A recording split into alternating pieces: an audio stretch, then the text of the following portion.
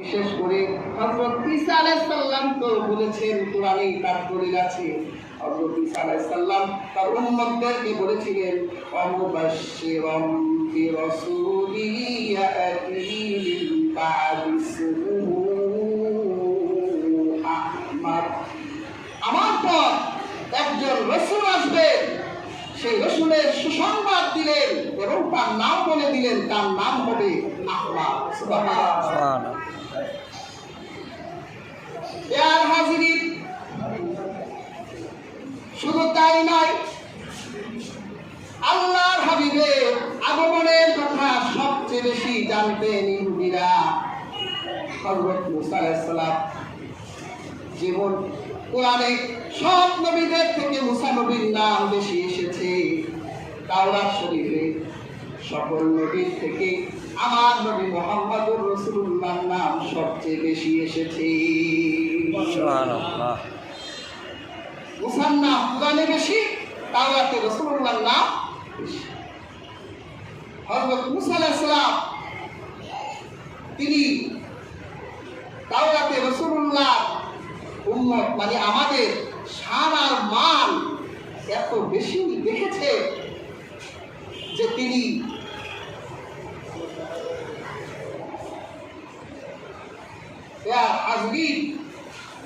তিনি আল্লাহর কাছে ফরিয়াদ করলেন যে তার তাওরাতে লেখা যে এমন এক নবী এই পৃথিবীতে আসবে যার উম্মতের মর্যাদা এত অধিক হবে যে তাদের পবিত্রতা অর্জনের জন্য যদি পানি না থাকে, মাটি দিয়ে তারা পবিত্রতা অর্জন করতে পারবে। সুবহানাল্লাহ। হযরত মুসা আলাইহিস সালাম আল্লাহর কাছে দোয়া করলেন, আল্লাহ আমাদের ওই নবী বানাই দেন। এইভাবে তাওরাত শরীফে 9টি মর্যাদা এই উম্মতে হযরত মুসা করলেন। প্রত্যেকবার বলল, আল্লাহ আমাকে সেই নবী বানান, এই উম্মতগুলো আমাকে দেন।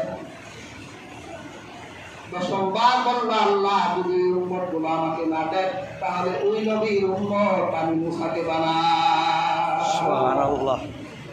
আল্লাহ পাক বলেন, মুসা প্রথমবারই যদি তুমি আমার কাছে ওই নবীর উম্মত হতে চাইতে তাহলে আমি ভেবে দেখতাম, কিন্তু তুমি 9 বার ওই উম্মতগুলো তোমার উম্মত চেয়েছো, এই জন্য আমি আল্লাহ তোমার এই দোয়া কবুল করলাম না। হযরত ঈসা এই ঘটনা জানা ছিল, এই জন্য হযরত ঈসা যখনই আল্লাহর কাছে ফরিয়াদ করতেন তিনি তার ফরিয়াদে বলতেন, হে আল্লাহ আমাকে মুহাম্মদুর রাসূলুল্লাহর উম্মত বানাও। আল্লাহ কিন্তু ঈসা নবীর দোয়া কবুল করলেন। যখন এই উম্মত ফিতনায় জর্জরিত হবে, দাজ্জালের ফিতনা যখন প্রকাশিত হবে, আল্লাহ পাক দাজ্জালকে ধ্বংস করার জন্য আকাশ থেকে হযরত ঈসা নবীকে দুনিয়ায় প্রেরণ করবেন, নবী হিসেবে নয়, উম্মত হিসেবে। অনেকে কিন্তু বলে যে সে নবী হিসেবে আসবে, কিন্তু আহলে সুন্নাহ ওয়াল জামাতের আকীদা হলো হযরত ঈসা নবী হিসেবে আসবে না। নবী হলে তো রাসূলুল্লাহ যে খাতামুন নবীয়্যিন এটা থাকবে না, তিনি আসবে উম্মত হিসেবে আসবে। এটাকে ব্যবহার করে বাংলাদেশে ঈসাই মুসলিম নামের একটি চক্র এই পার্বত্য অঞ্চলের মানুষগুলোকে বেঈমান বানিয়ে দিচ্ছে। তারা বলছে যে আমরা হলাম ঈসাই মুসলিম। পাহাড়ি লোকরা অনেকেই এই ঈসাই ধর্ম গ্রহণ করে ফেলছে। আমরা আকীদা রাখি রাসূলুল্লাহ সাল্লাল্লাহু আলাইহি সাল্লাম শেষ রাসূল, তারপরে কোনো নবী কিংবা রাসূল আসবে না। হযরত ঈসা আসবে, তিনি নবী হিসেবে আসবেন না, উম্মত হিসেবে আসবেন। অনেকে বলে তাহলে তিনি কোন মাযহাব মানবেন? মাযহাব তো অন্ধরা মানে, আমরা অন্ধ, আমরা মাযহাব মানি। আমরা রোগী, আমরা একজন চিকিৎসকের ফর্মুলা মেনে চলছি, কিন্তু হযরত ঈসা তিনি নিজেই মুস্তাহিদ হবে, তিনি নিজেই কোরআন থেকে রাসূলুল্লাহ সুন্নাহ থেকে মাসআলা ইস্তেমবাদ করবেন। হযরত ঈসা আলাইহিস সালাম তিনি এই উম্মত হওয়ার মর্যাদা পেয়েছিলেন কারণ তিনি প্রথমবারে আল্লাহর কাছে এই নবীর উম্মত হতে চেয়েছেন, কিন্তু মুসা নবী তা করেননি। হাজিরি দেখা যায় সমস্ত নবীরাই রাসূলুল্লাহ বিষয়ে অবগত ছিলেন, সমস্ত কিতাবেই রাসূলুল্লাহ সাল্লাল্লাহু আলাইহি ওয়াসাল্লামের ব্যাপারে ভবিষ্যৎবাণ ছিল। ইহুদিরা সবচেয়ে বেশি রাসূলুল্লাহকে নিয়ে রিসার্চ করেছে।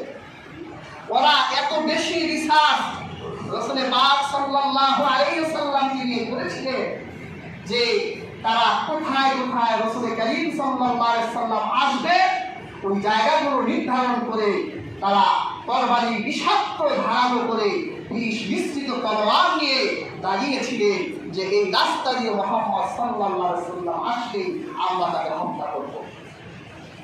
প্রমাণ বুখারীতে হাদিস আছে, যখন রাসূল পাক সাল্লাল্লাহু আলাইহি ওয়াসাল্লামের বয়স 12 বছর হলো, তখন রাসূলুল্লাহ চাচা আবু তালিব সিরিয়ায় ব্যবসা করতে যাবেন।